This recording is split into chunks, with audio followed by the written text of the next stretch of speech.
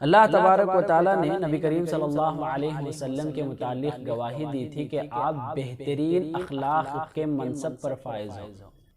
اور ان کے بارے میں یہ بھی بتایا جاتا ہے کہ ان کا چہرہ ایسا تھا کہ سامنے والا جب دیکھتا تھا تو خود بخود ان کی عزت اس کے دل میں پیدا ہوتی۔ یہ ہمت، یہ عزم، یہ پختہ ارادہ ہر طالب علم کو ہونا ضروری ہے۔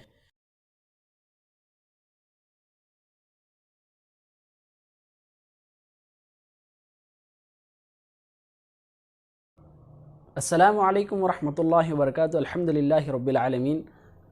والصلاة والسلام علی رسولہ الکریم، اما بعد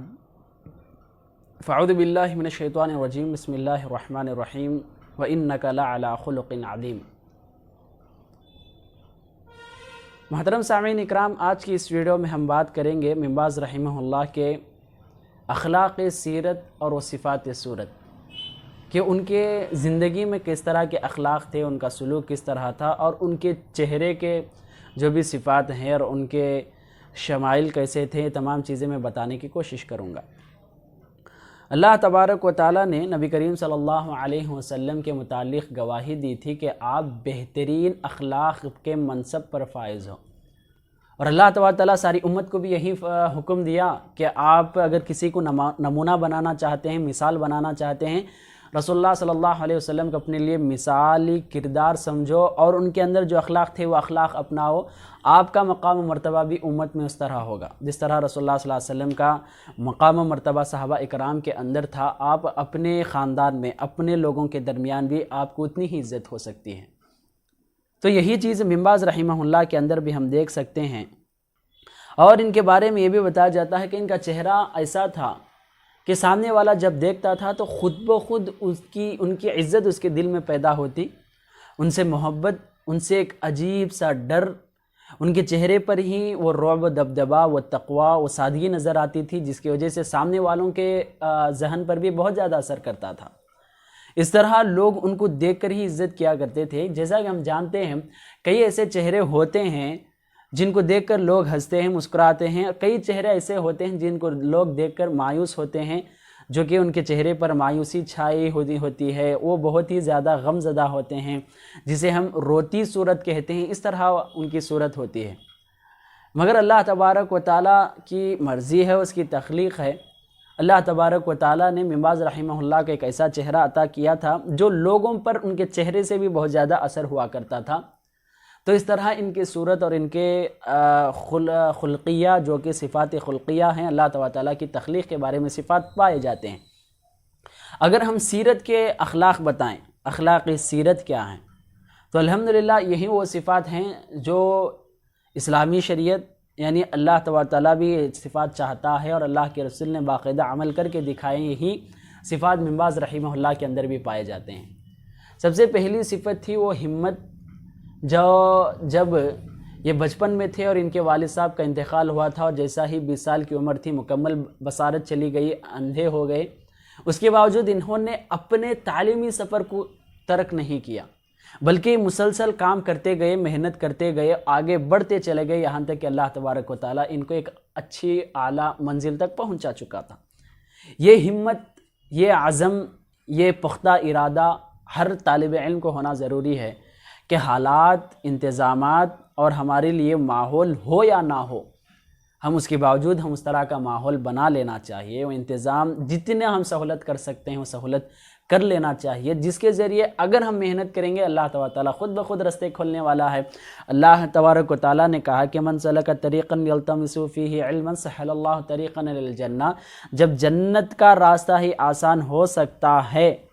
تو یہ دنیا کے چھوٹے چیزیں اور یہ چھوٹے چھوٹے انتظامات خود بخود اللہ تبارک و تعالیٰ کر دیتا ہے۔ یہ اللہ پر یقین، اللہ تعالیٰ پر مکمل و بھروسہ ہونا چاہیے۔ اور ایک صفت جو علماء اکرام بیان کرتے ہیں، ان کے اندر ایک ایسی اخلاق پائی جاتی تھی جو کہ ہم رسول اللہ صلی اللہ علیہ وسلم کے اندر دیکھ سکتے ہیں، اور اللہ تبارک تعالیٰ کا بھی حکم ہے، لما تقولون ما لا تفعلون۔ یعنی ابن باز رحمہ اللہ بھی جو کچھ فتویٰ دیتے تھے، جو کچھ بھی جواب بتاتے تھے، جو بھی خطابت یا جو بھی درس سامنے والوں تک پہنچاتے تھے، سب سے پہلے خود اپنے آپ کو عمل کرتے تھے، اس کے بعد وہ دوسروں تک پہنچاتے تھے۔ یہ اللہ تبارک و تعالیٰ کا حکم بھی ہے اور باقاعدہ رسول اللہ صلی اللہ علیہ وسلم نے کر کے بھی دکھایا ہے۔ یہی چیز ہر مسلمان کے اندر ہونا بھی ضروری ہے کہ وہ جو کہتے ہیں اس پر خود بھی عمل پیرا ہو اور دوسروں کو بھی باقاعدہ اس کی تبلیغ کرے، اس پہ عمل پر ابھارے۔ اور ایک تیسری صفت اور تیسری اخلاق جو علماء اکرام بیان کرتے ہیں، یہ ہمت تھی اور یہ حق کا اعلان تھا، اور یہ بدعت اور شرک کو توڑنے میں یہ بہت زیادہ آگے بڑھ کر کوشش کرتے تھے۔ جس طرح کہ حق کا اعلان کے بارے میں ہم جانتے ہیں، شیخ الاسلام محمد بن عبد الوہاب رحمہ اللہ نے یہ کام اور یہ دعوت شروع کی تھی، تو انہی کے طلباء سے بھی ابن باز رحمہ اللہ نے تعلیم حاصل کی ہے، جس کی وجہ سے یہی جوش جذبہ، یہی ہمت، یہی نڈر اور یہ تمام اخلاق پائے جاتے تھے کہ حق کے لیے ہم کٹ مرنے کے لیے تیار ہیں،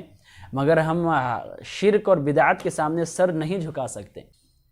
اور چند ایسے صفات ہیں جو ان کے تعلیم سے جڑی ہوئی ہیں، وہ بہت ہی زیادہ فصیح اللسان تھے۔ الحمدللہ آج بھی یوٹیوب میں ان کے تقاریر موجود ہیں، کوئی ان کی زبان سمجھے یا نہ سمجھے، ان کے ہر جملے میں باقاعدہ تمام طرح کی چیزیں پائے جاتے تھے، چاہے وہ بہترین اسلوب ہو اور الفاظ بھی سامنے والا سمجھنے کے لائق ہوتا تھا، اور اس میں قواعد جو بھی گرامر ہے تمام چیزوں کا لحاظ رکھا جاتا تھا، اس کے بعد سوچ سمجھ کر وہ جواب دیا کرتے تھے۔ کئی ویڈیوز آپ دیکھ سکتے ہیں، وہ سوال کرنے کے بعد سمجھتے تھے، اس کے بعد جواب دیتے تھے۔ یہ علماء اکرام کا ایک ایسا نہج اور ایسا طریقہ تھا کہ علماء اکرام اپنی زبان پر بات لانے سے پہلے سمجھ کر اسے تول کر پھر بات کیا کرتے تھے، بولنے سے پہلے وہ تولا کرتے تھے۔ اگر ہم ان کے سوال و جوابات کے بارے میں بات کریں تو علماء اکرام یہ بھی ان کے ایک اخلاق بتاتے ہیں، سامنے والے کا سوال بہترین انداز میں سنتے تھے اور اس کے بعد اس کا جواب فصیح دیتے تھے، اور اس کے ساتھ ساتھ فصاحت کے ساتھ ساتھ فراست بھی موجود تھی۔ یعنی اس میں ایسے الفاظ نہیں تھے کہ جواب دیتے ہوئے یہ کہیں کہ یہ بھی ہو سکتا ہے، یہ بھی ہو سکتا ہے، یہ بھی کر سکتے ہیں، یہ بھی کر سکتے ہیں، یہ صحیح ہے اور یہ بھی صحیح ہے، اس طرح کی چیزیں نہیں تھے۔ سوال سمجھتے تھے اور جواب اس طرح ہوتا تھا گویا ایک دم مکمل جواب ہوتا تھا اور پختہ جواب ہوتا تھا، اس میں کسی طرح کا دوسرا آپشن اور دوسرا اختیار نہیں تھا، ایک ہی فصیح اور ایک دم زبردست جواب ہوا کرتا تھا جسے سامنے والا اطمینان ہو جاتا تھا۔ اور اسی طرح یہ امانت داری ہو جو کہ علم کو انہوں نے اسی طرح امت تک پہنچایا ہے جس طرح انہوں نے حاصل کیا ہے۔ اپنے طرف سے کوئی جملہ بنا کر بولنا یا کسی کے ضمن ایسے جملہ منسوب کر دینا جو نہیں کہے ہیں، اس طرح کے چیزوں سے بچ کر تھے۔ اور معاف درگزری کے بارے میں بھی علماء اکرام بیان کرتے ہیں کہ ابن باز رحمہ اللہ جب بھی طلباء کے سامنے طلباء کوئی غلطی کر دیتے، ان کے سامنے کوئی انسان غلطی کر دیتا تو بہت ہی جلد معاف کر دیتے تھے۔ یہ ان کی دل کی اور ان کے سینے کی کشادگی تھی۔ اور ایک اخلاق علماء اکرام کتابوں میں بھی باقاعدہ ذکر کرتے ہیں اور باقاعدہ ہر ویب سائٹ پر بھی یہ صفت اور یہ اخلاق پائی جاتی ہے۔ ابن باز رحمہ اللہ کا دسترخوان صرف اپنے لیے خاص نہیں تھا، جب بھی یہ کھانا کھایا کرتے تھے اس وقت یا تو ان کے ساتھ علماء اکرام یا تو بڑے بڑے عمراء یا تو امیر لوگ یا غریب لوگ یا جو بھی طلباء ہیں، خاص طور پر جو بھی ان کے ساتھ ہوا کرتا تھا، باقاعدہ اپنے دسترخوان پر دعوت دیتے تھے۔ ان کا دسترخوان ہر بار کسی نہ کسی مہمان کے ساتھ ہوا کرتا تھا۔ تو یہ الحمدللہ یہ اکرام الضیوف، یہ مہمان نوازی ان کے اندر بہت زیادہ پائی جاتی تھی۔ اگر ان کی تقریر کے بارے میں بات کریں تو علماء اکرام یہ بھی قول ذکر کرتے ہیں کہ جب تقریر کرتے تھے تو ہنسنا، مذاق کرنا اور دین کی بات کو ہلکا کر کے دکھانا یا ایسے اقوال یا ایسے قصے بیان کرنا جو کہ کچھ وزن نہیں ہے اور اس میں کچھ عبرت نہیں ہے، یا ایسے باتیں کرنا جو ممبر کے حساب سے جس جگہ پر کھڑتے ہیں بیٹھتے ہیں اس کے مناسب نہ ہو، تو ہرگز ایسے وہ باتیں نہیں کیا کرتے تھے۔ ایسے چیزوں سے بہت ہی بچا کرتے تھے۔ ابن باز رحمہ اللہ جب بات کرتے تھے یا خطابت کرتے تھے، درس دیتے تھے، ان کے اندر فکر ہوا کرتی تھی۔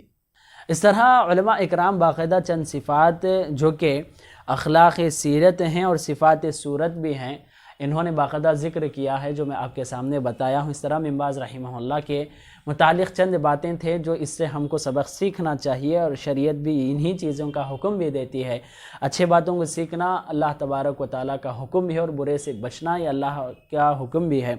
اللہ ہم سب کو ان سے عبرت حاصل کرنے، سبق سیکھنے کی توفیق عطا فرمائے، آمین۔ والسلام علیکم ورحمۃ اللہ وبرکاتہ۔